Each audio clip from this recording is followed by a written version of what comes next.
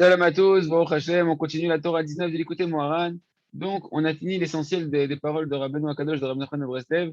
Et là, Rabbi Nathan, il vient nous rajouter encore des suppléments sur la Torah. Donc, on a fini, Rabbi Nachman a fini son enseignement principal. Là, c'est Rabbi Nathan qui va nous ajouter des compréhensions supplémentaires, des ajouts, pour pouvoir compléter encore plus la compréhension de ce que Rabbeinu Akadosh nous a donné. Donc, ici, on était arrivé à la différence, on avait vu la différence entre quelqu'un qui écoute la Torah directement de la bouche du tzaddik et quelqu'un qui va écouter la Torah de la bouche d'un élève, quelqu'un qui a entendu de la bouche du tzaddik et qui répète à une autre personne, donc il y a un intermédiaire. Et maintenant, Rabbi Nathan, il va plus nous détailler la différence qu'il va y avoir entre quelqu'un qui étudie de la bouche du tzaddik et celui qui étudie directement d'un livre, ce qu'on n'a pas encore vu. Donc, c'est ce qui va apparaître un peu dans les développements que l'on va voir, Be'ezrat Hashem. Donc il nous dit ici, donc il y a une grande différence entre celui qui étudie, qui entend la Torah qui sort directement de la bouche du tzaddik à émettre, du tzaddik authentique, du juste véritable, et de celui qui écoute de la bouche d'une autre personne qui va répéter cette Torah-là en son nom. Et entre celui qui étudie dans un livre et celui qui va entendre directement de la bouche du Chacham. Il y a une grande différence, nous dit Rabbeinu. C'est ce qu'on voit ici, Ubel Lomed Besefer, les Shomam et Pi Chacham, Yeshrilu Gadol Beyoter. כי ספר הוא רק לזיכרון, כמו שכתוב בשמות י"ז, כתוב זאת זיכרון בספר.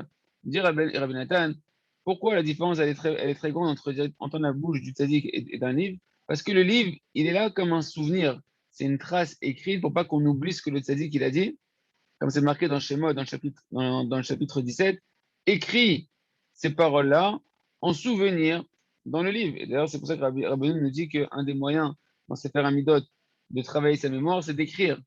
Donc, quand une personne veut se rappeler de tous les bienfaits qu'Hachem y fait, un des conseils, c'est d'avoir un petit carnet et d'écrire toutes les bontés. Bien sûr qu'en réalité, il n'y a pas suffisamment de place, il n'y a pas suffisamment de cahiers pour pouvoir, il n'y a pas suffisamment de scribes, comme on dit dans Nishmat Kol Chai, pour pouvoir écrire tous les bienfaits d'Hachem. Mais pour se rappeler, la personne qui veut se rappeler des choses, qu'il écrive, et le fait d'écrire, ça permet de se rappeler. Donc, tu vois que le livre, il a une dimension de souvenir. D'accord? Donc, c'est une dimension beaucoup moins forte. Vazikaron ou Bakoach Amdame.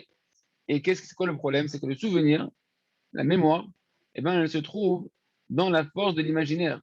Quand tu te rappelles de quelque chose, c'est enfoui dans ton imaginaire, dans ta pensée. Qui gagne Même un animal, il faut savoir que Rabbeinu appelle le Yetzer Hara le Koach Hamedame, la force de l'imaginaire, d'accord? Donc il nous dit ici, Rabbi Nathan, même l'animal, il a aussi une notion de mémoire à l'intérieur de lui-même. כמו שאנו רואים שגם בהמה זוכרת שבמקום זה נשאר הכלב ויבורחת משם. On voit par exemple qu'un animal, il se souvient. Quand il passe dans un endroit, il a une mémoire instinctive qui lui rappelle que par exemple ici, il s'est fait mordre, d'accord, par un chien. Et donc l'animal, la bête, elle va s'en aller, elle va fuir de cet endroit-là du souvenir qu'elle a de la morsure qu'elle a reçue ici. Donc elle a une mémoire, elle a aussi cette notion de la mémoire, l'animal.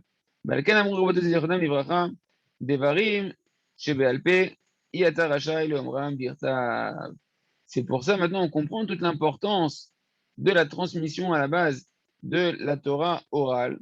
Ils ont dit que toutes les paroles qui ont été dites à Moshe par Hachem directement par cœur, que Moshe a dû retenir par cœur, qu'il n'a pas eu l'obligation de les mettre par écrit sur le parchemin, comme par exemple la Gemara, les Mishnayot, etc. À ce moment-là, eh ben, c'était interdit, c'était complètement interdit de les mettre par écrit. D'accord? Et pourquoi on va essayer de comprendre maintenant pourquoi c'est aussi important que la transmission de la Torah orale, eh ben, elle devait passer par la bouche. Et on ne devait pas l'écrire. D'accord? Bien qu'aujourd'hui, on l'écrit. Aujourd'hui, ce qu'on est en train d'utiliser, c'est de la Torah orale. C'est pas de la Torah écrite. C'est ni la Torah, ni les Nevi'im, ni les Ketuvim qui ont été mis par écrit. C'est de la Torah orale qui s'est transmise. Ça, c'est la Torah depuis Moshe Rabbeinu jusqu'à Rabbi Nachman de Breslev, jusqu'à Rabbi Nathan et jusqu'à Rav Arush qui nous rajoute son commentaire. C'est une Torah qui était orale. On l'a mise par écrite parce que la Torah était en train de se perdre, la Torah orale est en train de se perdre. Et donc, on a vu que si on n'écrivait pas la Torah, si on n'écrivait pas les Mishnayot, si on n'écrivait pas la Gemara, bon, ça se serait perdu. Donc, on a été obligé d'aller à l'encontre de ce principe-là et de mettre par écrit. Mais par essence, la Torah orale était interdite. Il était interdit de la mettre par écrit. D'accord? Et pourquoi la Gemara dans Gittin nous dit pourquoi on l'a mis par écrit? Pour pas qu'elle soit oubliée.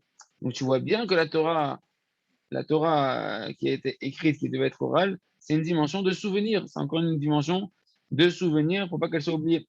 Veyesh dvarim bego, ki behemet ze amikra, ktov zot zikaron basefer anal, ne'emar al Torah shebirtav. Il dit, mais en réalité, il y a une profondeur qui se cache derrière tout ça. Parce qu'en réalité, le verset qu'on a amené, le verset qui est marqué ici, ktov zot zikaron basefer, écrit ces paroles-là en souvenir dans le livre, c'est pas à propos de la Torah orale que ça a été dit ça. On peut nous dire, il nous met en évidence que ce verset-là, Ktov Zot Zikaron Basefer, écrit ces paroles dans le livre, elles ont été dites par rapport à la Torah écrite, non pas par rapport à la Torah orale. Chez Tzrichim Davka, qu'on va devoir, qu'on a besoin précisément, les Chodva, d'écrire la Torah écrite. Donc là, on va voir l'explication du Rav Rouge pour bien comprendre. Veirak Bakoach Hamdame. Et donc il nous dit, en fait, toute cette ce souvenir-là, il va rester uniquement dans la force de l'imaginaire. Léomazot, Torah Shebalpe, Itluya Beria Ushmiya. Par contre, la Torah orale, quand on a une Torah qui est véritablement orale et qui passe pas par l'écriture, eh ben, elle va dépendre, cette Torah-là, de la vision de chacun et de l'écoute de chacun. Combien la personne, elle va voir avec ses yeux, elle va s'imprégner avec ses oreilles. La reine Torah Shebalpe, Yashnin Ba, Shedavka Lo Ikadvu, et là, Ikadvu Zot Ish Mupi Ish Ad Moshe Rabbeinu. Et c'est pourquoi que la Torah orale, eh ben, il y a une notion précisément de ne pas l'écrire. Mais au contraire, qu'il fallait qu'elle se transmette, une transmission orale de bouche à oreille. Que ça passe par la bouche de celui du maître et que ça rentre dans les oreilles de celui qui va entendre. Et cette transmission, elle doit remonter, c'est une transmission pure jusqu'à Moshe Rabbeinu, de maître à élève, jusqu'à remonter à Yoshua et Moshe. Moshe Katav et Sefat Israël, qui a Torah, et Tam, Mitzacheset, Davka Le'am Israël, la Torah Sheba'al Peh, Shehu, BP Ha'adam Mamash Velo Biklaf. C'est ce qui est marqué dans le Sefat Israël, que la Torah, eh ben, la Torah, elle est attribuée précisément au peuple d'Israël. Pourquoi? Parce que nous, on est les détenteurs de la Torah chez PLP. Qu'est-ce qui fait la différence avec les Goïms, avec les, Yeshua, qui est Acher, qui a fait toute une autre branche, les Crétins, on appelle, hein. Eh ben, eux, ils croient aussi dans l'Ancien Testament.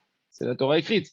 Mais nous, notre héritage, notre spécificité la preuve de notre héritage, elle n'est pas simplement dans la Torah écrite. Elle est surtout dans la Torah orale, dans la transmission de la Torah orale. C'est pour ça qu'il y a beaucoup de gens qui croient dans la Torah écrite et ils croient que ça suffit. Non, tout l'héritage véritable du Ham Israël, c'est la Torah orale. Cette transmission que personne n'a reçue, que personne ne peut recevoir parce qu'elle n'a pas été écrite, personne ne peut y avoir accès, si ce n'est celui qui appartient au Ham Israël et qui fait partie de la transmission depuis Moshe Rabbeinu, de maître à élève, qui s'est fait par cœur. Et ça, il n'y a que le Ham Israël qui en est le détenteur. C'est pour ça à nous est attribuée la Torah d'Israël. D'accord? Ça ne passait pas par un parchemin. Et c'est pour ça que la Torah, elle a une union particulière, comme on dit Israël, Veoraita, Vekuchaberou, Khadhu, Israël, la Torah et Akadosh Baruch Hu, on fait un. On a une union particulière en tant qu'homme Israël avec la Torah et en particulier avec la Torah orale. C'est pour ça que la véritable arme contre les Yetzirah, c'est la Torah orale. וזה שאמרו בפרק הנזקין, לא קרא הקדוש ברוך הוא ברית עם ישראל, אלא בשביל דברים שבעל פה. Dans le פרק הנזקין, c'est marqué là-bas justement que הקדוש ברוך הוא a contracté une alliance avec l'homme Israël uniquement pour les paroles qui se sont transmises de la Torah orale. שנאמר על פי הדברים האלה קראתי איתך ברית, comme c'est marqué par la bouche de ces paroles-là, eh ben, j'ai contracté avec toi une alliance. Donc c'est une alliance qui passe par une Torah qui se transmet par la bouche, des paroles qui se transmettent par la bouche, c'est la Torah orale, la Gemara, les Mishnayot, et tous les commentateurs qu'on a jusqu'à aujourd'hui, jusqu'au Likutei Moharan qu'on est en train d'étudier. Parce qu'en réalité, cette chose-là, c'est ça qui va être l'alliance, qui va être le lien, qui va pouvoir relier deux choses ensemble avec un vav. Hein. Il y a le vav achibour. Le vav achibour, c'est ce qui permet en hébreu de pouvoir relier deux mots. C'est le vav de conjonction. C'est quelque chose qui va pouvoir, un vav même en hébreu, la lettre vav en hébreu, le mot vav en hébreu, c'est-à-dire un crochet. Un crochet est là pour relier entre deux choses. D'ailleurs, même on dit vavé à Amoudim, toutes les pages de la Torah, même chez Birtav, elles commencent à chaque fois avec un vav. Elles commencent pas les pages, les colonnes du Sefer Torah, quand tu prends la première lettre du colonne en haut à droite, c'est un vav. D'accord? Pourquoi? Parce que la Torah, c'est elle qui nous unit à Kadosh Baruch Hu, et c'est avec elle qu'on est contracté avec Kadosh Baruch Hu. Il a été Torah chez BLP, Gam Ken Ktuva, il a été la Torah, Miyuchedet l'Israël Dafka. Donc il nous dit, et si jamais maintenant la Torah chez BLP, la Torah orale, elle avait été aussi écrite, mise à l'écrit, avec un ordre d'être mis à l'écrit de base, eh ben, la Torah elle n'aurait pas été véritablement attribuée au Ham Israël précisément parce qu'elle aurait été l'héritage de tout le monde. Nous, notre héritage, c'est la Torah orale. La vraie union qu'on a avec Hachem, la vraie alliance qu'on a avec Hachem, c'est dans la Torah orale. C'est pour ça que le Yetzer Hara, il se bat avec les Juifs pour leur faire croire dans la Torah écrite et pas la Torah orale, parce que sans la Torah orale, on n'a pas de vrai lien avec Hachem.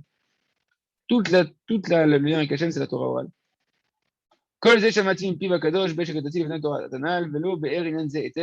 nous dit Rabbi Nathan, toutes les paroles que je viens de vous dire, je les ai entendues de la bouche sainte de Rabbeinu Akadosh, de Rabbi Nachman de Breslev, au moment où j'étais en train d'écrire la Torah, mais il n'a pas bien expliqué ce sujet-là. Il a laissé les paroles un peu dans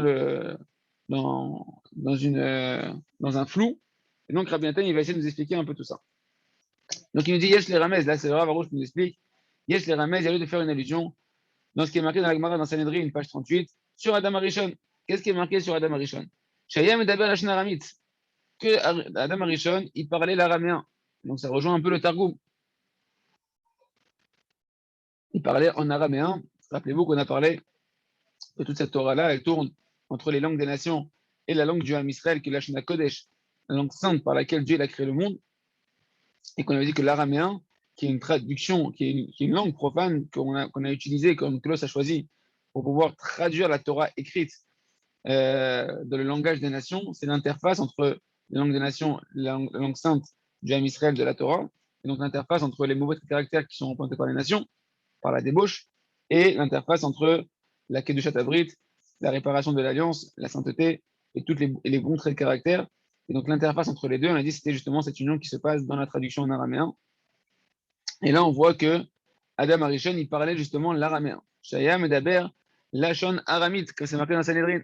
Kamouva Sham, Amar Rav Yehuda, Amar Rav, Adam Arishon, Lashon Aramit, Siper, Shneimar, Veli Mayakro Rechael, Veyira Remez Amouva, Bemigale Amukot, Kerash Tevo, Shazé Akatou, Bemotiot Arami. Donc, on voit ça. Déjà, la Gemara nous dit que Adam Arishon, il parlait l'aramite.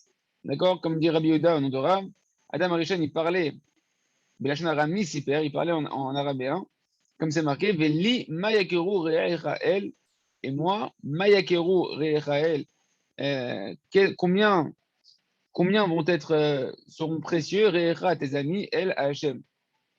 Et là, il nous dit, en fait, le Megalé Amoukot, il nous dit qu'il y a un commentateur profond de la Torah, il nous dit qu'en réalité, quand tu prends les initiales de ce verset-là, Mayakeru Re'echael, ben, ça va te faire le mot Arami, l'araméen, d'accord? Et même le mot, il nous dit, Vechen Amila Yakru, Ibaramit, Kavod. En réalité, le mot Yakru qu'on voit ici, qui apparaît ici, qui est attribué à un verset de Adam Arishon, eh ben, on voit, une phrase qu'aurait dit Adam Arishon, on voit qu'il a utilisé le mot Yakeru, Yakeru qui veut dire en réalité le mot Kavod, le mot de l'honneur, mais c'est un mot en araméen, c'est une traduction, Adam Arishon, on voit que dans son langage, il a utilisé un mot en araméen pour remplacer le mot Kavod, qui est le mot du Lashon HaKodesh, de la langue sainte hébraïque de base. D'accord? Et comme on sait que chez les Shon, la Kodesh, au Prenach, le Mutakavod, comme on a vu au-dessus, que justement que la perfection, d'accord, la langue sainte, c'est elle qui permet de perfectionner le Kavod à Kodesh Baruch Hu. Plus on va être dans la langue sainte, plus on va être dans la langue de la Torah, plus on va réparer, on a dit, toutes les mauvaises mœurs et rentrer dans l'alliance avec Hachem, dans la réparation du langage, d'avoir une langue sainte et non pas dans la langue des nations qui est profane. Plus on va augmenter le Kavod d'Akadosh Baruch Hu, plus on va pouvoir honorer et avoir un dévoilement de la gloire d'Akadosh Baruch Hu. Et c'est un peu ce qui est marqué ici, Beni Mayakeru Re'echael. Et moi, combien je vais t'honorer, combien on va t'honorer, Re'echa, ton ami, El Hachem. Et ici, le mot Kavod, ici, il a pris de l'araméen pour nous montrer justement que c'est quand tu fais remonter les langues des nations, que tu arrives à la faire remonter dans la langue sainte, que tu vas pouvoir véritablement honorer Akadosh Baruch Hu. Il dit, deuxième notion, il dit le Rav, Rabbi Yitzhak Amar, Adam Rishon, Mashur Be'orlato Haya, Rabbeinu Iva Takesher Ben Shnei Adrashot. Il y a une autre dracha que Rabbi Yitzhak il a dit que Adam Rishon, il tirait sur son prépuce. Et donc, nous, on a deux notions qui apparaissent ici. Adam Rishon, il parlait en araméen et qui tirait sur son prépuce. Et on sait, nous, déjà dans la Torah, on a vu que l'araméen, c'est l'interface entre la débauche et la Kedushat Abrit, la préservation de l'alliance avec Hachem.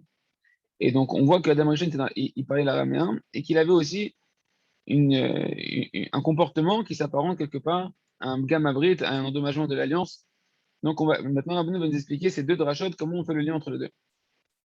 Bezesod Mashamur Rabbeinu Zechron Livracha. C'est ça le secret de ce que nous dit une sage des morts bénis. Adam Arishon Mashur Borlato Aya. Adam Arishon, il tirait sur son prépuce. Adam Arishon, Belachon Aramid Siber. Et que c'est marqué aussi qu'Adam Arishon, il parlait en araméen. On a fait une petite introduction, le Rav Arush nous a fait une introduction pour qu'on comprenne bien. Donc maintenant, on va pouvoir s'attacher à mieux comprendre. Donc Adam Arishon d'un côté, il tirait sur son prépuce. D'un autre côté, il parlait en araméen. C'est quoi le lien entre ces deux drachot? Be'aben Me'od, il nous dit le Rabbi Natan. Et comprend bien énormément ce qui est caché ici. Quelle idée la Shanaramit, Sheuleshan Tagum, Mashra, Beyanka, Haorla, Sheura, Kolel, Mishana Kodesh, Nibrit, Kodesh, Kanal. On comprend bien que le fait de tirer sur son prépuce, c'est un endommagement de l'alliance sainte. C'est ce qui amène Chadeshalam, ce qui amène Adam Rishon à avoir du Zera de Vatala. C'est une perte de semences en vain. Et donc, on voit qu'ici, il parlait en araméen. Or, on a dit que l'araméen, c'était le mélange entre le bien et le mal, entre la langue sainte et la langue des nations, entre la Gdushat Tabrit et entre l'endommagement de l'alliance, les mauvaises mœurs, et que cet araméen, cette langue d'araméen, cette traduction, représentait en fait l'arbre de la connaissance du bien et du mal de la Klipat Noga. Donc là-bas, il y a une fusion, c'est basé avec la faute d'Adam Arishon, l'arbre de la connaissance du bien et du mal, l'endroit où il y a une fusion entre le bien et le mal, et où on peut soit tirer le mal, trier le mal pour remonter dans le bien, ou soit, Chazal Shalom, cette clipa-là, cette force du mal, elle peut faire descendre de la Kedusha, puiser des forces dans la Kedusha, on avait dit, pour aller donner des forces à l'autre côté, qui est les forces du mal. Il faut voir un camp ennemi d'un côté, un camp, le camp du mal d'un côté, le camp du bien d'un côté, et au milieu, une interface où un va prendre des forces à l'autre.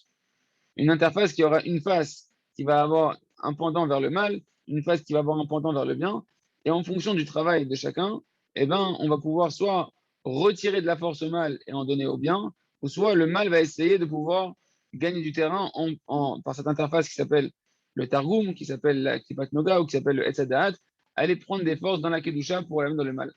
Et donc, Chad Shalom, c'est ce qui s'est passé à ce moment-là avec Adam Arishon. Il dit, comprends bien ce qui est marqué ici, qu'elle est déjà araméenne, que par la langue en araméen, la langue araméenne qui représente le Targum, d'accord, et qui est aussi la langue de la Gemara Akdosha, parce qu'on dit que c'est la Torah orale, d'accord. Chez Uleshon Targum, donc qui est l'araméen qui représente le Targum, donc qui représente cette Klipat Noga, et ben Mashra Veyanka Orla, c'est quoi qui tirait sur sa Orla, sur son prépuce Adam Arishon? C'est qu'en réalité, il pouvait tirer et puiser Orla, Sheura, Kolel, c'est-à-dire le mal absolu. Le prépuce représente le mal absolu. Quand on fait la Brit Mila, on va retirer l'action essentielle, une des actions essentielles de la Brit Mila, ça va être de couper la Orla, d'accord, de retirer le prépuce, l'excroissance qu'il y a sur le membre de la reproduction d'un homme lorsqu'il naît de manière naturelle sans être réparé par l'action de la Brit Mila. Eh ben, réparé, ou on va mettre, ou plutôt, sans être remis en fonction, dans sa fonction comme il doit être un juif. C'est-à-dire qu'on doit décaloter le prépuce, on doit le retirer et après le recouvrir, le retourner. Et bien là, hein, donc le prépuce, il représente justement, chez nous, quand on le couvre, c'est parce qu'il représente l'écorce absolue du mal universel qui est la débauche. Et donc nous, on vient retirer ça quand on fait la Brit Mila pour donner la force, dévoiler la force du Ham Israël, dévoiler la force de l'âme divine et du nom divin qui est lié, notamment le Shem Shaddai, qui est lié dans le corps de l'homme, qui est le nom d'Akadosh Baruch Hu qui donne les forces pour pouvoir se contrôler dans cette mission. Et donc là, le prépuce, il représente justement toute cette écorce du mal absolu, non pas d'un mélange de bien et de mal, mais du mal absolu, qui est la débauche. Et donc, on voit qu'il tirait sur le prépuce, c'est-à-dire quoi? C'est-à-dire que par l'araméen, en réalité, par l'araméen, par cette interface du mélange du bien et du mal, de l'arbre de la connaissance du bien et du mal, la Klipat Noga, et ben en réalité, le mal absolu qui est la Orla, le mal absolu qui est la débauche, qui représente les nations, les 70 nations du monde, et ben ils peuvent tirer. Ce qui tirait sur la Orla, c'est que la Orla, elle peut tirer sa force, c'est-à-dire que les forces du mal, les nations du monde, et donc la force de la débauche dans le monde peut tirer sa force d'où? De la langue araméen, de cette interface de mélange de bien et de mal. Donc on reprend dans les mots, Shuleshan Targum, Mashra Veyanka Orla. C'est quoi? Elle tirait et elle puisait, elle venait téter la Orla. C'est quoi la Orla? Le prépuce. Sheura Kolel, qui est le mal collectif, le mal universel, Mi Leshana Kodesh, d'où elle va puiser sa force? Et bien de la langue sainte. Mi Brit Kodesh, qui représente elle-même l'alliance avec Hachem, donc la préservation des mœurs, canal. Ayen Sham et Tev, mets bien tes yeux là-bas pour bien comprendre ce qui se cache ici. Qu'il karb gamabri shiura kolel brina de shananamim. Yenikatam aïdé shantargum, parce que l'essentiel de l'endommagement de l'alliance, qui est le mal collectif, le mal universel, qui est dans la dimension qui est représentée en fait par les langues, les 70 langues des nations, et ben ils puisent leur force. D'où est-ce que l'endommagement de l'alliance, elle puise sa force? Elle puise sa force de la langue araméenne, de la langue araméenne, de la traduction du Targum. Shu Bechinat Noga, qui est en réalité une appellation de l'écorce de la Noga. Noga, on a dit, c'est cette force du mal où il y a un mélange de bien et de mal. J'allais Désé, M. Olim, Linok, Mishana Kodesh, que par cet endroit où il y a un mélange de bien et de mal, ces épreuves où il y a un mélange de bien et de mal, eh ben, les forces du mal elles peuvent venir puiser et téter et s'abreuver de la langue sainte qui représente le Brit Kodesh, l'alliance avec Kadosh Baruch Hu, sainte avec Kadosh Baruch Hu. Ki Ikar, Amad Kela, Vanisayon, Vabechira, ou Bebrinat, Noga. Parce que l'essentiel en réalité de l'épreuve d'un homme, où est-ce qu'un homme il va être vraiment mis à l'épreuve, où il va avoir vraiment une balance. Matkela, rappelez-vous, c'était la balance entre le bien et le mal. Où est-ce qu'elle se trouve la balance entre le bien et le mal? Et où est-ce que se trouve le libre arbitre d'un homme? C'est précisément dans ce targum, dans cette langue intermédiaire entre la langue des nations et la langue, cette traduction qui est l'intermédiaire entre la langue des nations et la langue sainte de la Torah, cette écorce où il y a un mélange entre le bien et le mal. Chaque fois qu'on est dans notre vie, et c'est constamment dans notre vie où on va être confronté à des situations qui peuvent être potentiellement bonnes ou potentiellement mauvaises, et ben c'est là-bas où toute l'épreuve va se jouer. Quand tu es à Ouman et que tu es devant le sion de Rabbi Nachman de Breslev, là-bas, il n'y a pas tellement de klipat noga. Il va y en avoir, parce que tu vas pousser les gens, on va pousser les gens, mais c'est dans un endroit où il y a très très peu d'épreuves entre le bien et le mal. Tu es déjà dans une ambiance, dans un endroit où tu es beaucoup plus directement dans le bien. Par contre, quand tu es en France, à Paris, rien que tu es dans la rue, tu es complètement dans la klipat noga, il y a du mal partout autour. Il y a un vrai combat, il y a un peu de bien. Toi, tu es avec ta kippa, tu es avec tes tzitzit.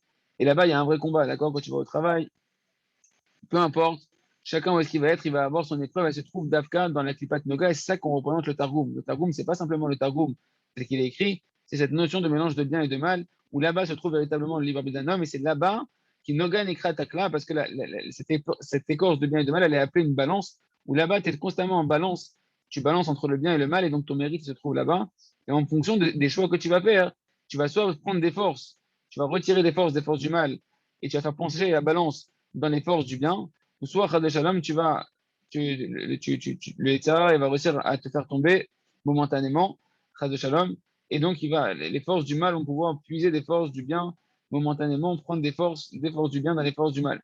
D'accord? Parce que si jamais on n'est pas dans la Klipat Noga, si on est dans une situation où c'est clair que quelque chose il est interdit, que pour toi c'est clair, tu vois, il y a marqué cochon, il y a marqué en gros cochon, taref, etc. Bon, pour quelqu'un qui est déjà un petit peu éveillé, il n'y a pas d'épreuve. C'est sûr que tu ne vas pas le faire, d'accord? Et s'il y a marqué que si tu appuies sur ce bouton-là, tu vas tuer une personne. Si tu voyais, si c'était clair pour toi comme de l'eau de roche, qu'à chaque fois qu'on ouvre les yeux, on fait des ravages dans le Ham Israël. Personne n'ouvrirait les yeux. C'est parce que c'est pas clair qu'une personne elle ouvre les yeux, d'accord?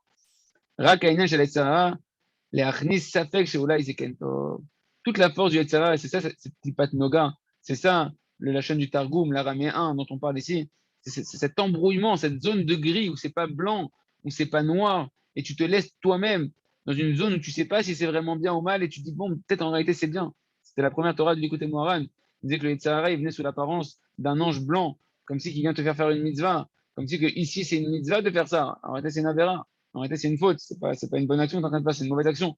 Mais toi, tu n'es pas clair. Et le terrain, il te met dans une fumée, dans un endroit fumeux comme ça, où tu ne sais pas où il y a le bien et le mal. Et c'est là-bas où l'épreuve d'un homme se trouve exactement. Et c'est là-bas où tu vas soit faire pencher la balance du bon côté, soit du mauvais côté. Il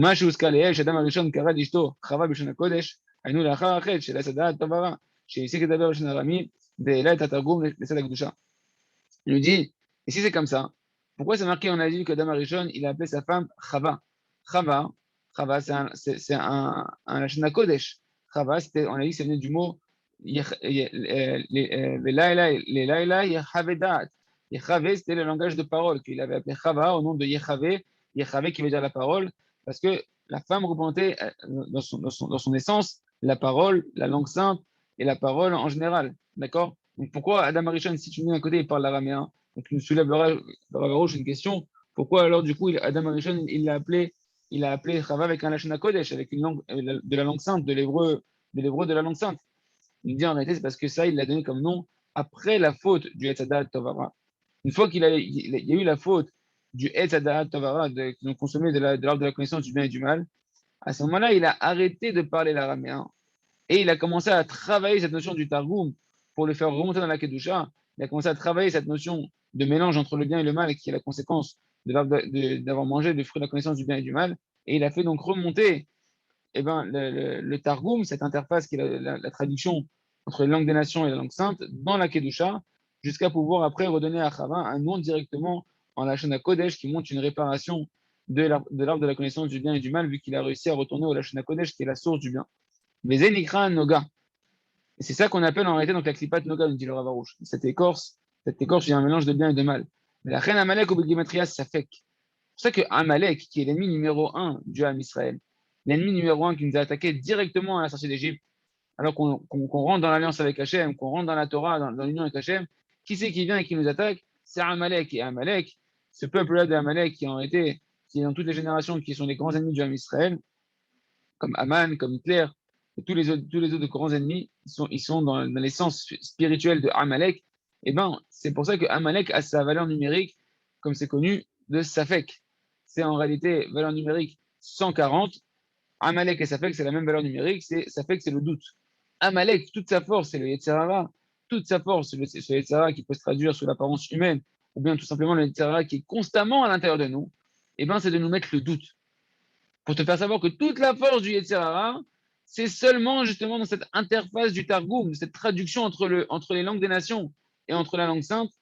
Je répète à chaque fois, je fais exprès de répéter bien à chaque fois, parce que quand on parle du Targum, quand on parle de la traduction entre la langue des nations et la langue sainte, c'est cette notion de doute entre le bien et le mal, ce mélange, cet embrouillement entre le mal qui est représenté par les langues des nations, c'est-à-dire par les mœurs des nations, et le bien qui est représenté par la langue sainte de la Torah, de la langue d'Akadosh Baruch Hu.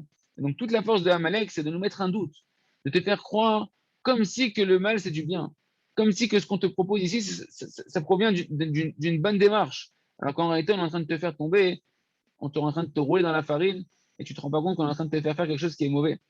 D'accord? Comme j'ai entendu des aberrations totales de personnes qui est prêt à donner son guet, de Shalom, d'être prêt à divorcer de sa femme pour aller à Ouman, à Rosh Hashanah. Et c'est mitzvah, c'est pas une mitzvah, une chose comme ça. Mais le Tzarara, il vient, il va te sortir toutes sortes de raisonnements, d'après l'écouter Moharan, d'après les enseignements de Rabbi Nathan, que oui, c'est une mitzvah qui est au-dessus de tout et qu'il faut être même prêt à divorcer, chas de shalom, des bêtises totales. Et en réalité, c'est la Klipat Noga qui vient sous l'apparence. Elle vient tout simplement sous une apparence d'une mitzvah. C'est une mitzvah. Il n'y a rien de plus grand que d'aller à Rosh Hashanah chez Rabbi Nachman de Breslev. Alors, très bien. S'il faut divorcer Chad de Shalom de sa femme parce qu'elle n'est pas d'accord, eh ben, on va divorcer Chad de Shalom. Chad de Shalom, Chad de Shalom. Et ça, hein, je donne un exemple qui me vient tout de suite en tête comme ça parce que j'ai entendu quelque chose récemment, une abomination récemment comme ça dans mes oreilles. Et que véritablement, tu vois que les gens, et c'est chacun d'entre nous à notre niveau, on se fait attraper dans des choses où on va croire qu'on est en train de faire du bien. On croit qu'on est en train de faire du bien, mais en réalité, c'est un Yetzirah qui te fait tomber dans du mal, et parce que c'était pas clair, et t'es pas clarifié, et que tu es dans une zone d'obscurité, qui est le Targum, qui est cette langue intermédiaire, cette traduction intermédiaire entre le bien et le mal, et ben comme ça, hein, le mal, il peut te faire tomber, il peut aller, Shalom, puiser dans le bien des forces, et c'est ça, Amalek. Amalek, c'est le Safek, c'est te faire croire, te mettre dans le doute, est-ce que c'est bien ou est-ce que c'est mal, et là-bas, comme tu es en doute, eh ben, il peut t'amener dans le mal en te faisant croire que c'est du bien. D'accord? Des ou Adam Arishon Mashur Beorlato Aya. Et c'est ça le sens maintenant de cette dracha, que Adam Arishon, il tirait sur son prépuce. Adam Arishon, Belashon Aramit Siper, et que Adam Arishon, il parlait en araméen. C'est quoi le lien entre les deux? Ki ha beha talia, parce que l'un dépend de l'autre. Ki kab gam abrit prinat Mashur Beorlato nujar aide Lashon Aramit, chez Leshon Targum, que chez Malinoto Leshon Akodesh Kanaan.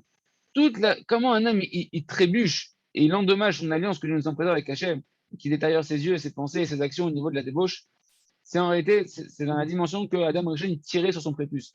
On a dit le prépuce représente la débauche, l'endommagement de l'alliance avec Hachem, Et Machour, ça veut dire il tirait. Tirer, ça veut dire qu'en fait, les forces du mal, qui sont représentées par le prépuce, elles tirent leur force. D'où est-ce qu'elles tirent leur force? De la deuxième dracha qu'on a expliqué, que Adam Rishon, il parlait en araméen. Ils tirent leur force de l'araméen, qui est en réalité la langue de traduction, la traduction entre les langues des nations et la langue sainte, qui est en réalité cette zone d'ombre, cette zone de flou artistique que tu laisses dans ta vie, où tu dis pas clairement que les choses elles sont bien, que les choses elles sont mal. Et lorsqu'on ne fait pas ce travail-là de clarifier qu'est-ce qui est le émet, qu'est-ce qui est la vérité, qu'est-ce qui est le mensonge, qu'est-ce qui est la sainteté, qu'est-ce qui est l'impureté, que tu ne fais pas ce travail-là, alors à ce moment-là, eh ben, c'est comme ça qu'on tombe dans l'endommagement de l'alliance. C'est pour ça que c'est très très important d'étudier, Rabbi Nachman a dit, d'étudier le Shulchan Aruch, parce que le Shulchan Aruch, quand on va étudier, il ne le dit pas ici, mais quand on va étudier, il le dit ailleurs, quand on va étudier le Shulchan Aruch, justement, on va clarifier, tu vas mettre des choses au clair, qu'est-ce qui est permis, qu'est-ce qui est interdit, qu'est-ce qui est impur, qu'est-ce qui est pur, qu'est-ce qui est assourd, qu'est-ce qui est mouta, qu'est-ce qui est cachère, qu'est-ce qui n'est pas cachère. Et là, tu clarifies le blanc et le noir. On ne peut plus te la faire à l'envers. Parce qu'un âme, il tombe petit à petit sans s'en rendre compte, parce que justement, il est pas clair avec lui-même. Et c'est ça toute la force de Amalek, c'est ça toute la force du serpent originel, c'est de nous mettre dans des endroits comme ça où on croit qu'on va faire du bien et qu'en fait c'est du mal. Et petit à petit, on tombe et on arrive, Chad Shalom, au mal absolu qui est la débauche. Explication supplémentaire nous dit Rabbi Nathan du Pasuk, Osé Devaro, Lishma Bekol Devaro, qu'on a vu hier dans les cours précédents. Donc c'était le verset qui nous disait, qui était attribué aux tzadikim, que les tzadikim, ils sont acteurs, Osé Devaro, ils font la parole d'Hachem, ils sont acteurs et ils sont créateurs, participants au façonnement de la parole divine qui va créer toute chose. Comment on avait dit, quand ils font des bonnes actions, c'est ça qui donne envie à Hachem de créer le monde. Quand ils voient dans le futur Hachem les bonnes actions qui sont des tzadikim, ça lui donne l'inspiration et l'envie dans le cœur de pouvoir de parler, d'exprimer des paroles créatrices pour créer le monde de nouveau. C'est ça, Rosé Devaro, c'est les tzadikim qui par leurs paroles, par leurs bonnes actions, vous donnez envie à Hachem de parler pour créer le monde. L'Ishmoa Bekol Devaro, d'entendre la voix de sa parole, mais que ce sont les tzadikim qui, eux, comme ils sont participants à la parole créatrice d'Akadosh Baruch Hu, ils ont le mérite de pouvoir entendre la voix qui sort de la parole d'Hachem, et donc d'entendre des messages divins pour eux et pour le peuple qui vont transmettre après au peuple. Chez Tzadik, aussi à Dibour, on a dit que c'était que le Tzadik, ce verset faisait allusion, comme on vient d'expliquer, que le Tzadik crée la parole, participe à la création de la parole divine, qui va elle-même être la parole créatrice de toute chose. Donc chez Alachon, Verroulé Canal. Donc chez Alachon, la Kodesh Bamilmala. Et donc quand la langue sainte, elle vient directement d'en haut, qu'est-ce que ça veut dire? Donc chez Olam, Nivra, Bilshana Kodesh. Donc il me dit quand le monde il est créé par la langue sainte d'Akadosh Baruch Hu, d'accord? C'est-à-dire que la langue sainte, elle vient d'en haut, c'est-à-dire qu'elle vient directement d'Akadosh Baruch Hu pour créer le monde. Et bien, il nous dit c'est pas suffisant. Il manque encore une réparation. Quand c'est comme un éveil, il y a toujours un éveil d'en haut, un éveil d'en bas. Normalement, il faut qu'il y ait un éveil d'en bas qui va susciter un éveil du monde d'en bas, des bonnes actions, des bons désirs, des languissements du peuple, de chaque bon Israël qui est en bas, qui va réveiller un éveil d'en haut, qui va être l'éveil d'Hachem, qui est en retour de notre réveil, de nos efforts à nous, de nos bonnes volontés, de nos bonnes actions à nous en bas, ça va réveiller une influence d'en haut. C'est-à-dire que Kadosh Baruch Hu va nous déverser sur nous une abondance. Nos bonnes actions d'en bas, nos bons désirs d'en bas vont créer un réceptacle pour qu'Hachem puisse y déverser après l'éveil d'en haut, où il va lui déverser dedans toutes ses brachot. Si Hachem il agit directement que d'en haut, sans qu'il y ait eu un éveil d'en bas, eh ben ça manque une réparation, parce que s'il n'y a pas l'éveil d'en bas, il n'y a pas de réceptacle pour recevoir. Nous, l'éveil d'en bas, tous nos efforts qu'on va faire, le fait qu'on va espérer en Hachem, qu'on va lever nos yeux, qu'on va désirer faire la montée de Baruch Hu, on crée quand on va prier, quand on fait des doutes, quand on va étudier la Torah, on va créer des réceptacles pour être prêt à recevoir l'éveil d'en haut. L'éveil d'en haut, c'est l'éveil d'Hachem, comme la terre qui est prête à recevoir la pluie pour après faire pousser tout ce qu'elle va faire pousser, toutes les merveilles, toutes les richesses qu'elle contient. Eh ben, il faut qu'il y ait un éveil d'en bas, il faut que la terre elle soit prête à recevoir la pluie. Sinon, si tu fais tomber de la pluie sur du béton, ça ne fera rien pousser. Il faut que la terre elle soit travaillée, qu'elle soit prête à être vraiment dans sa meilleure condition pour que quand la pluie elle va tomber, et là, ça va être l'abondance d'Hachem, eh ben, ça va pouvoir faire sortir tout ce qui va sortir. Alors, il nous dit ici, quand la langue sainte, elle vient directement d'en haut, c'est-à-dire que le monde il est créé directement par la langue sainte d'Akadosh Baruch Hu, c'est pas suffisant. Il manque encore ici une réparation. La réparation qui manque de notre part à nous, c'est de pouvoir faire remonter le bien qui est dans cette interface. Le Lashna Kodesh, c'est le bien absolu par lequel Dieu a créé le monde, mais on a vu qu'il y a une interface desquelles les forces du mal vont tirer leur force, c'est cette targum, cette traduction où là-bas, il y a un mélange de bien et du mal. Et donc, il y a du bien là-bas qui est enfermé dans cette interface de mélange de bien et de mal, qu'il faut trier et ramener dans la Shana Kodesh pour que la Shana Kodesh, la langue sainte d'Hachem, elle soit parfaite. Ça, c'est notre travail à nous de devoir clarifier entre le bien et le mal, tout le combat qu'on va avoir entre le bien et le mal, où on va donner, on va kaviachol, si on peut dire ainsi, donner de la force à la Kadosh Baruch Hu, de remonter de cet endroit où il y avait en captivité, en mélange du bien et du mal, de le ramener dans le bien pour augmenter la force kaviachol de la langue sainte d'Akadosh Baruch Hu, donner une perfection à la langue sainte de la création d'Akadosh Baruch Hu. Des étalouilles, bar avoda, mechila, des étalouilles bar avoda chez la nous, c'est ce qu'on est en train de dire. Ça, de perfectionner la langue sainte, ça dépend de notre travail à nous. Chez nous, Osinkan, les Mata Bezaolam, c'est le travail que nous, on fait en bas. Si Hachem, il fait que créer le monde par sa parole sans qu'il y ait une intervention d'en bas, c'est encore un état qui est imparfait. Parce qu'il y aura une partie de la langue sainte de la création du monde qui est encore mélangée avec la langue des nations, avec l'endroit où là-bas, on n'arrive pas à voir Hachem complètement, où on ne sait pas qu'est-ce qu'Hachem veut de nous. On est dans un endroit qui a un flou artistique, on n'entend pas la voix d'Hachem. La langue sainte, c'est la langue par laquelle Hachem il a créé le monde. On a dit que quelqu'un qui est réparé au niveau de son alliance et qui est réparé au niveau de sa langue sainte, eh ben, il entend constamment la voix d'Hachem, comme Abraham. Abraham, Hachem, il lui parlait. Abraham, il savait, Lech Lecha, va pour toi vers Israël. Il ne lui a pas dit ni où, ni quelle direction, mais Abraham, il avait une inspiration divine. Il entendait la voix d'Hachem qui le guidait, va à droite, va à gauche, fais comme ci, fais comme ça, etc. Parce qu'il entendait constamment la voix d'Hachem, parce qu'il était dans la réparation. En bas, il faisait ce travail-là. Qu'est-ce qui est bien, qu'est-ce qui est mal. Et ainsi, il faisait remonter à chaque fois la parole d'Akadosh Baruch Hu, le bien qui était mélangé dans les nations étrangères et dans les mauvaises mœurs, dans l'idolâtrie. Il le faisait remonter dans le bien. Et donc, ça lui permettait, comme on l'a expliqué dans les cours précédents, d'entendre la voix d'Akadosh Baruch Hu et donc de perfectionner la parole créatrice d'Akadosh Baruch Hu et d'entendre la voix d'Akadosh Baruch Hu. Ça, c'est notre travail à nous en bas, de se battre quand on fait la Hitbo des doutes, quand on fait nos efforts à nous personnels, quand on va au slichot, etc., de désirer justement s'extirper du mal et rentrer dans le bien. Et ainsi, on fait remonter le bien dans sa source, qui est l'origine de la création du monde, qui est la parole sainte d'Akadosh Baruch Hu, qui est la parole de la Torah, et on complète et on parfait, si on peut dire ainsi, la parole créatrice d'Akadosh Baruch Hu. Baiser sod kavanat amila. Et c'est ça tout le secret de l'intention de la Brit Mila quand on fait la mitzvah de la Brit Mila. Brit Mila, en réalité pour nous, c'est une alliance. Mila c'est un mot. D'accord. Mila, c'est à la fois c'est l'endroit le membre saint de la procréation, et c'est là-bas qu'il y a une alliance. Brit Mila, où Hachem il nous a liés à lui dans cet endroit-là. Mais en réalité, c'est aussi Brit Mila. Mila, c'est des mots. Il y a une alliance dans les mots, il y a une alliance dans la langue sainte par laquelle Dieu a créé le monde, où là-bas on peut se lier à Hachem justement par l'araméen, par la Torah Gdosha, par la Torah orale, par la Torah écrite, par la Tfila. ובשעה שעושים את הברית בעולם הזה, אז פירושו שמשלימים את לשון הקודש ומעלים אותו לטוב בשלמות, וזאת על ידי שמפחידים אותו מהרע. Et donc quand nous on fait en bas la Brit Mila dans ce monde-là, à 8 jours on nous a pris à nous, on prendra notre enfant et on va faire la Brit Mila, on va retirer le prépuce qui représente, on a expliqué, tout le mal des nations qui recouvre la Kedusha. Le membre saint, il est recouvert par une écorce, d'accord, par ce prépuce, qui représente en réalité l'écorce qu'on doit retirer pour arriver au fruit qui est la Kedusha. Et cette écorce, c'est justement toutes les passions des nations, toutes les passions, la passion de la débauche. Et au moment où on va retirer ce prépuce-là, donc on rentre dans l'alliance avec le Kadosh Baruch Hu, à ce moment-là, on va perfectionner la langue sainte, on fait remonter le bien, on extirpe le bien du mal, on retire le mal pour en faire éclore le bien, et on va parfaire ainsi la langue sainte, l'union avec le Kadosh Baruch Hu, l'alliance avec le Kadosh Baruch Hu. D'accord. Et le mot Mila, quand vous prenez le mot Mila c'est même, c'est 40, Yud, ça fait 10, ça fait 50. Tu prends Lamed, c'est 30, ça fait 80, et He, ça fait 85. Quand tu prends le mot P, qui est la bouche, c'est aussi 85. P, c'est 80, et He, c'est 5, 85. Parce que la Brit Mila, justement, elle a un lien très étroit.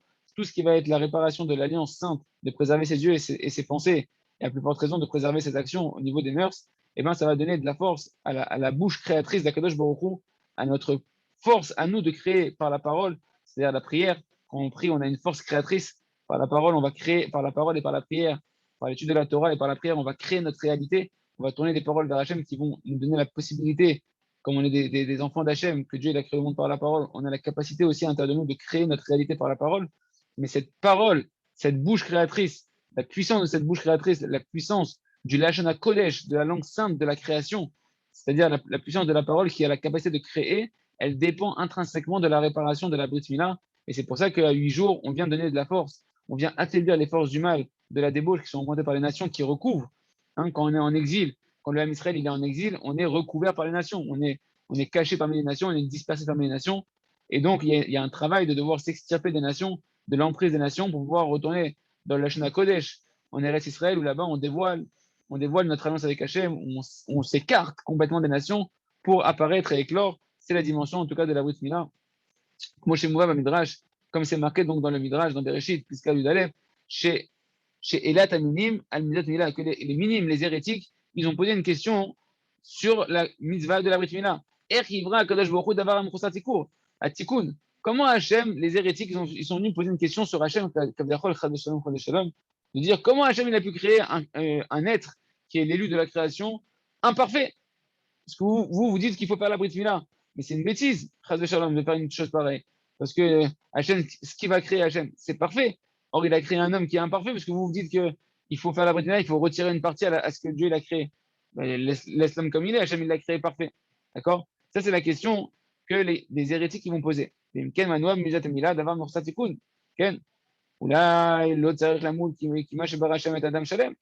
d'après les hérétiques, ils disent qu'il ne faudrait pas faire la Brit Mila. Vous ne devriez pas faire la Brit Mila. Dieu il a créé l'homme, il est parfait. Et Rabbeinu va expliquer que la kavana, elle n'est pas aussi simple. Chez la kavanatam, pshutak que chez Barno. Que leur kavana, leur intention, elle n'était pas aussi simple d'après ce qu'on a expliqué. Ar ou al kavana zo. Aïnou canal. En réalité, leur question, elle était d'après la kavana, l'intention qu'on a expliquée durant tout ce mahamar-là. C'est quoi l'intention profonde des hérétiques dans leur question? Kavanatam, et là, kavanatam, le midat mila, i alinyan neshon kodesh, chez Bechna tikun abrit, de la reine entamu veshalou. Leur intention dans la question qu'ils ont posée sur la Brit Mila, eh ben, en réalité, c'est une question qui est sur le sujet de la langue sainte, qui est la dimension du tikkun abrit, cette langue sainte qui représente la réparation de l'alliance. Quand on te parle de l'alliance, quand ils viennent t'attaquer sur des questions sur l'alliance avec Hachem, eh ben, ils viennent attaquer en réalité le Lashon HaKodesh, la langue sainte de la création, la langue de la Torah. De la reine entamu veshalou, c'est pourquoi ils se sont étonnés, ils ont posé la question. שהרי אם לשון הקודש הוא בא מלמעלה והקדוש ברוך הוא ישתמש בלשון הקודש, אם כן, כיצד ייתכן שהשם יתברך ישתמש בדבר שאינו מתוקן? Si tu dis maintenant que Akadosh Baruch Hu, il a créé le monde par la langue sainte, d'accord? Et donc cette langue sainte, elle vient d'en haut d'Akadosh Baruch Hu et qui s'en est servi pour créer le monde. Si c'est ainsi, comment c'est possible qu'Hachem il a créé le monde, d'accord, avec quelque chose qui n'est pas réparé? Parce que la langue sainte, on a dit qu'elle demande une réparation. Par nous, en bas, quand nous, on va clarifier cette langue sainte qui est mélangée avec la langue des nations, par notre combat entre le bien et le mal, comme ça, on va parfaire normalement la langue sainte d'Akadosh Baruch Hu. Alors, si tu dis que Dieu a créé le monde au début directement avec la langue sainte, sans qu'il y ait une réparation par nous d'en bas, comment Dieu il a pu utiliser quelque chose qui n'est pas parfait? La langue sainte, elle n'était pas parfaite, vu qu'elle n'a pas eu encore de réparation par les hommes en bas. Et là, Vadaï, Shen Sorah, Shanu, Beza Olam, et là, Vadaï, Shen Sorah, Shanu, Beza Olam, Nashlim et Deshna Kodesh, elle est Deshna Ale, Deshna Targum, Mera Letov, Valakem Turim, Anu Mizat, Rito, Brita Ola. Il dit donc, tu vois bien que si Akadosh Baruch Hu, il a créé le monde sans intervention de l'être humain en bas, ça montre qu'en réalité, on n'a pas besoin de perfectionner la langue sainte, que la langue sainte d'Akadosh Baruch Hu était déjà parfaite à l'origine de la création du monde. D'accord? Donc, on n'a pas besoin de faire remonter la langue sainte du Targum, de la traduction en araméen, où il y a un mélange entre la langue des nations et la langue sainte. Il n'y a pas besoin de séparer le mal du bien et de faire éclore le bien du mal. Et donc, c'est comme ça, on est quitte de faire la Mila de la Brit Mila, de couper cette excroissance dans la Brit Mila, cette excroissance au niveau du membre saint de l'alliance avec Kadosh Baruch Hu. On n'a pas besoin de retirer le prépuce, parce que tu vois que la langue sainte a été déjà réparée à la base de la création du monde, où Dieu a créé le monde sans intervention divine. Donc la langue sainte a été parfaite. Donc pourquoi tu veux maintenant au niveau de la bride, au niveau du membre de la procréation, qui est lié directement à la langue sainte de la création, pourquoi tu veux maintenant aller réparer quelque chose, vu qu'a priori la parole d'Hachem, elle était déjà parfaite à l'origine de la création du monde?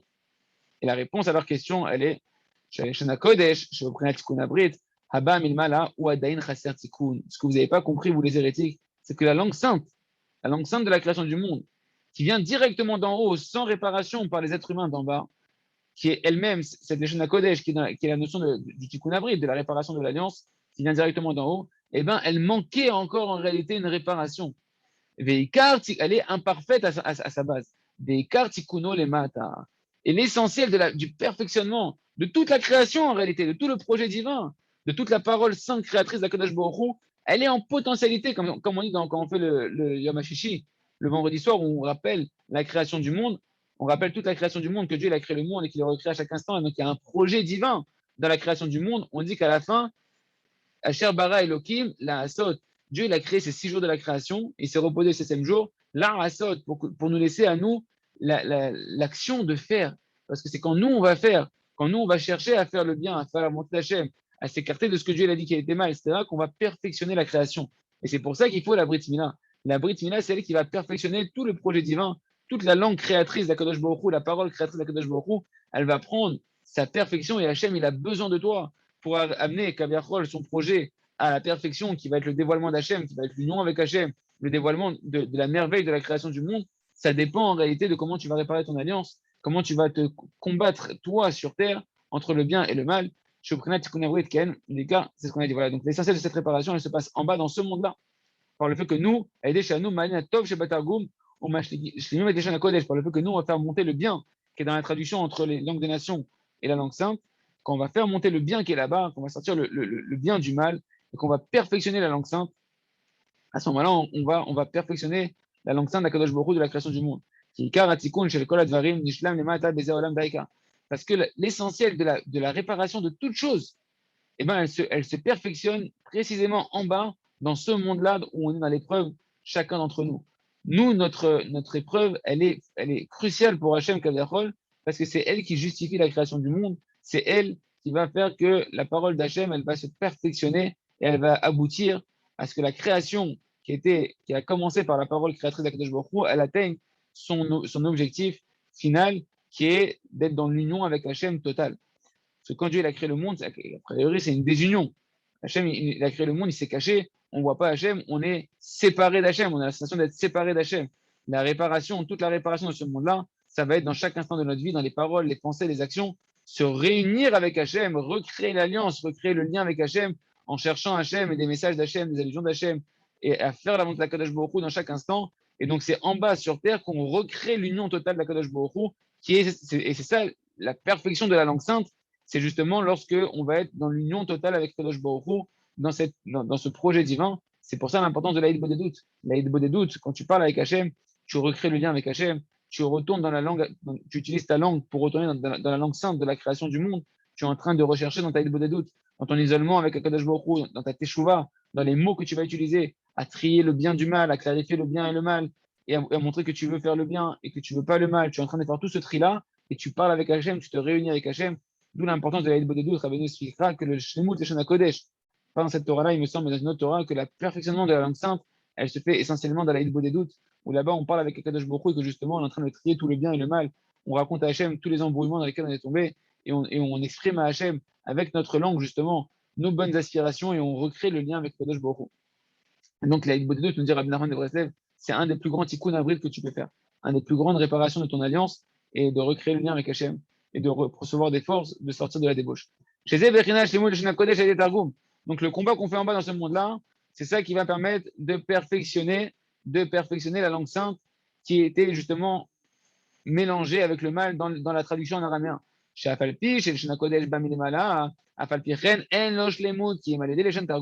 Parce que même bien que la langue sainte qui a créé le monde à l'origine et qui recrée le monde à chaque instant, elle vient d'abord directement d'en haut, et donc il manque le perfectionnement a priori que nous, on va faire en bas. Malgré tout, elle n'est pas parfaite. Justement, ce qu'on est en train de dire, elle n'est pas parfaite. Elle demande à être réparée. Cette langue sainte de la création du monde, elle demande à être perfectionnée, à être complétée. Et ça se fait justement par la langue en araméen, par le combat entre le bien et le mal.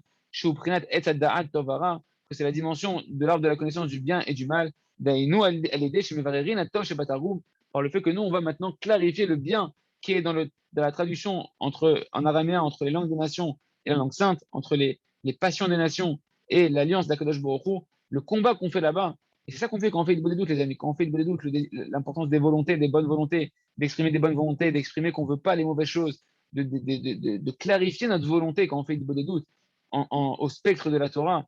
Tu vas clarifier ta volonté en répétant ce que tu as appris, qu'est-ce qui est permis, qu'est-ce qui est interdit, et tu dis non, ça je veux pas, ça je veux faire ça, Hachem, aide-moi la force de fermer mes yeux, aide-moi la force de bien parler, aide-moi la force à faire Shabbat, aide-moi la force à manger kasher, etc. Tu es en train de clarifier le bien et le mal, tu es en train de faire tout le tri de l'arbre de la connaissance du bien et du mal, et tu es en train de perfectionner en réalité toute la langue originelle de la création du monde, tu lui donnes toute sa perfection parce que tu te réunis à Kadosh Baruch Hu, c'est ça le projet divin. דהיינו שעל ידי שמבררים הטוב שבתרגום, הטוב שבעץ הדעת, שעל ידי זה דייקה נשלם מהלשון הקודש, c'est par ça précisément qu'on va perfectionner la langue sainte de la création du monde, וזהו בהחלט מה שמבואר שם במדרש התירוץ על שאלת המינים, et c'est ça justement donc la réponse que Chachamim ils ont donnée aux hérétiques qui ont posé la question pourquoi vous faites la Brit Mila, a priori Dieu a créé l'homme parfait, pourquoi maintenant tu vois bien que Hachem a créé le monde avec une langue sainte qui était a priori parfaite sans intervention divine, sans intervention de l'être humain. Donc pourquoi tu veux faire la Brit Mila et couper un bout du corps de l'homme, etc., pour réparer l'alliance avec Hachem, pour réparer la langue sainte de la création du monde? Il n'y a pas besoin a priori. C'est quoi la réponse qu'ils ont dit là-bas, les Chachamim?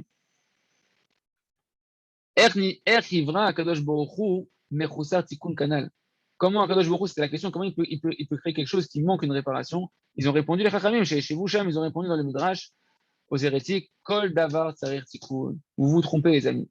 Tout ce que Dieu a créé sur terre a besoin d'une réparation. Et c'est pour ça que l'homme il a un libre arbitre. C'est pour ça que le Ham Israël il a un rôle fondamental parce qu'il est là pour réparer ou plutôt pour mettre en fonction tout ce que Akadosh Baruch Hu a créé. Il nous laisse la possibilité à nous d'activer, d'être les activateurs, comme si on va appuyer sur le bouton pour que toute la lumière elle s'allume et que tout le système électrique il se mette en marche. Tout est prêt. Dieu il a tout créé. Mais dis à toi maintenant mon fils, à toi de jouer, à toi d'allumer la lumière, à toi de montrer que c'est pas un endroit qui est obscur, c'est un endroit qui est lumineux. Ça va dépendre de ton combat à toi, de ta volonté de vouloir quitter le mal et aller dans le bien, rajouter encore du bien pour repousser le mal. Et c'est ça qu'ils lui ont dit, Kol Davar Tsarir Tikkun. Toute chose a la besoin de réparation. Même la parole d'Hachem, Kaviachol, de la création du monde, elle est imparfaite dans le sens où il faut que nous, on cherche à l'accomplir, cette parole d'Hachem maintenant. Hachem, il a parlé, il a créé le monde. Il a donné la Torah, il a parlé, il a donné la Torah. Tant que tu l'accomplis pas, cette Torah, le monde ne tournera pas bien. Tant que nous, on ne cherche pas à faire teshuva et à rentrer dans l'alliance avec Hachem et à accomplir dans les moindres détails le Shulchan Aruch, la Torah, les Aseret Adibrot, les 10 commandements, avec toutes les explications qui sont dans le Shulchan Aruch, dans le code de loi juif, le monde ne sera pas parfait. Le monde ne tournera pas bien. Ta vie, elle ne tournera pas bien. Et donc, détrompez-vous, vous les hérétiques, vous n'avez pas compris. Dieu, la parole, sa parole d'Hachem, Kaviachol, elle était imparfaite dans le sens où elle demande encore l'intervention de l'homme, où l'homme il va devoir combattre dans ce monde-là, montrer et faire ses preuves à Hachem, qui veut aller dans le chemin d'Hachem, et que quand il ira dans le chemin d'Hachem, quand il écoutera la parole d'Hachem, la parole créatrice d'Akadosh Baruch Hu, la parole originelle d'Hachem, quand il écoutera et qu'il s'efforcera de vouloir l'accomplir, à ce moment-là, il réparera, il perfectionnera, si on peut dire ainsi, la parole originelle de la création du monde, et le monde, il tournera rond, le monde, il arrivera à sa perfection, et toi-même, dans ta vie, tu auras la bracha, toi-même, dans ta vie, tu vas recevoir justement la bracha d'Akadosh Baruch Hu, à Tourmusin, Tzrichim, les vachel. Par exemple, c'est une légumineuse, il faut les cuire pour pouvoir les consommer. Donc tu vois que même la nourriture, elle a besoin d'avoir une réparation. Toute chose de ce monde-là, avant d'être utilisée, elle a besoin d'avoir une réparation, notamment dans la nourriture. Tu vois toutes les réparations qu'on a fait pour manger du pain. Le pain, là-bas, c'est un épi de blé. D'abord, il faut faire toutes les 10 étapes de la création du pain, labourer la terre, toute l'agriculture qui est autour de ça. Et après, récolter, semer. Il faut semer, après, il faut récolter. Il va falloir après toutes les étapes, des kitsur, beaucoup de réparations avant de pouvoir consommer quelque chose qu'il faut pour qu'il soit apte à être consommé par l'homme. Afa Adam, Tzaratikun, même l'homme, il a besoin d'une réparation. C'est la Brit Mila qu'on fait. Justement, c'est tout le symbole de la Brit Mila qu'on fait à 8 jours. Dieu a créé l'homme Kaviachol imparfait pour nous laisser la possibilité de parfaire et d'être acteur et avoir le plaisir de participer à la création du monde et au perfectionnement de la création du monde. Donc, ils ont dit de la même manière que donc, l'alimentation, elle a besoin d'être cuite, elle a besoin de passer par plein d'étapes pour pouvoir être apte à être mangée. De la même manière, en réalité, l'homme aussi, il n'a pas été créé parfait, il a besoin d'une réparation. Et c'est ça que Rabbeinu va expliquer toute la caverne de la teshuva, du repentir, d'après toute la question qu'on a vue au-dessus, mais ça, on verra demain. Chazak, Benitrazek, Ashreno, Matov Chelkenu, qu'on a pu autant avancer dans les coupes Moran aujourd'hui, et il y a raison qu'on puisse continuer demain, et de pouvoir, Beat Hashem, faire notre idée des doutes et faire notre combat ici en sachant qu'on a une part associée à Kadosh Baruch Hu et que de nous dépend le perfectionnement de ce monde-là et le perfectionnement de notre vie. Il y a juste à appuyer sur le bouton. Quand on appuie sur le bouton, la lumière elle s'allume. Ce bouton, c'est faire idée des doutes, c'est dire à Hachem qu'on veut faire le bien, qu'on ne veut pas faire le mal, étudier le Shulchan Aruch, étudier un petit peu toujours des lois du Shulchan Aruch pour savoir qu'est-ce que Hachem veut. Et comme ça, Hachem réparer toute la création du monde. Chazak,